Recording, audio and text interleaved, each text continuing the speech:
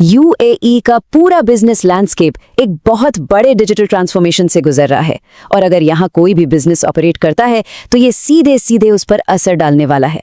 हम बात कर रहे हैं इलेक्ट्रॉनिक इनवॉइसिंग की, एक ऐसा सिस्टम जो कागजी काम को शायद हमेशा के लिए बदल देगा। तो चलिए समझते हैं कि ये नया सिस्टम आखिर है क्या और इसके लिए तैयार कैसे रहना है।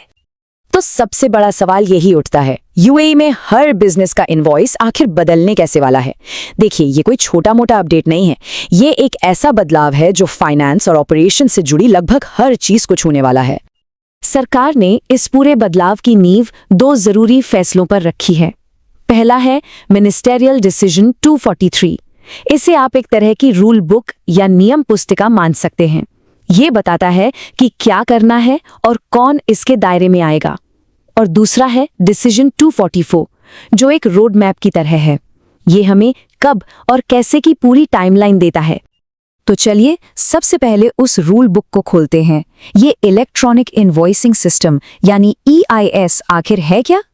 इसे सिर्फ एक डिजिटल बिल समझने की गलती मत कीजिएगा, ये उससे कहीं ज्यादा है।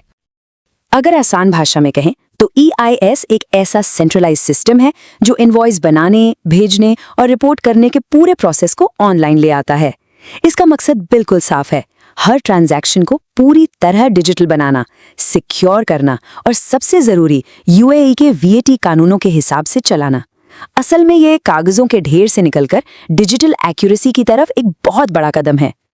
इस सिस्टम के 4 मेन पिलर्स हैं। पहला, ये डिजिटल है, मतलब कागज और प्रिंटिंग का सारा झंझट खत्म। दूसरा, ये सिक्योर है ताकि सारा सेंसिटिव फाइनेंशियल डेटा एकदम सेफ रहे। तीसरा, ये फास्ट है जिससे पेमेंट साइकिल भी तेज हो सकते हैं। और सबसे जरूरी, ये कंप्लायंट है, मतलब वैट फाइलिंग में गलतियों की गुंजाइश लगभग खत्म हो जाएगी। ठीक है, तो अब हम ये तो समझ गए कि EIS क्या है, पर अगला सवाल आता है कि ये नियम लागू किस किस पर होगा। इसके लिए हम फिर से मिनिस्टीरियल डिसीजन 243 यानी हमारी रूल बुक पर वापस चलते हैं। रूल बहुत सिंपल है। यूएई में काम करने वाले लगभग सभी बिजनेस के लिए ये मैंडेटरी यानी अनिवार्य है। हाँ, कुछ सेक्टर्स को फिलहाल छूट दी गई है, जैसे कुछ सरकारी एक्टिविटीज, इंटरनेशनल एयरलाइन सर्विसेज और कुछ खास फाइनेंशियल सर्विसेज।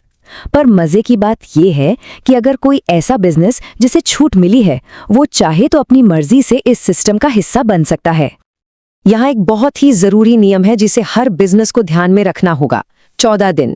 जी हाँ, अब से कोई भी सप्लाई या ट्रांजैक्शन होने के 14 दिनों के अंदर अंदर उसका इलेक्ट्रॉनिक इनवॉइस या क्रेडिट नोट जारी करना ही होगा। ये डेडलाइन बहुत सख्त है और ये अकाउंटिंग प्रोसेस को पूरी तरह से बदल देगी। कंप्लायंस के लिए 3 और बुनियादी नियम हैं।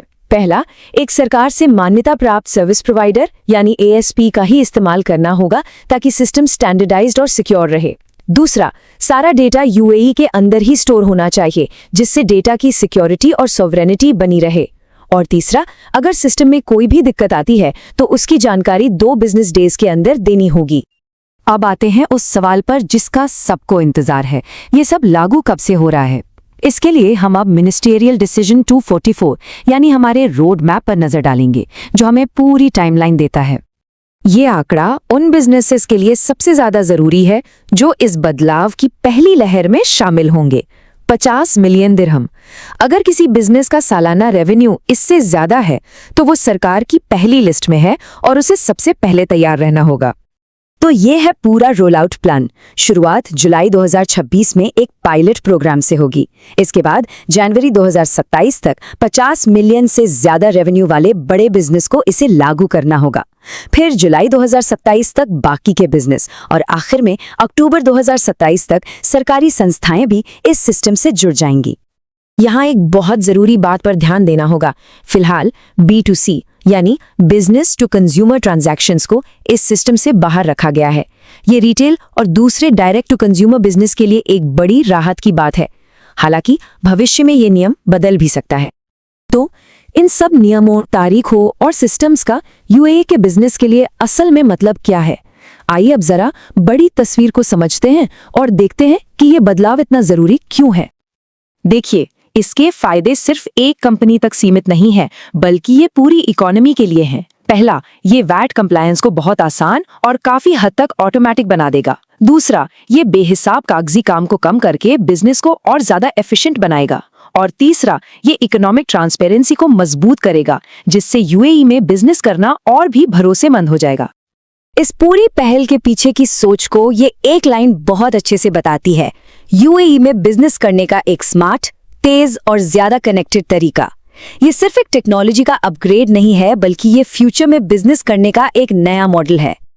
और ये हमें एक आखिरी सवाल पर लाकर छोड़ देता है, क्या हम हर तरह के बिजनेस कंप्लायंस के भविष्य की एक झलक देख रहे हैं?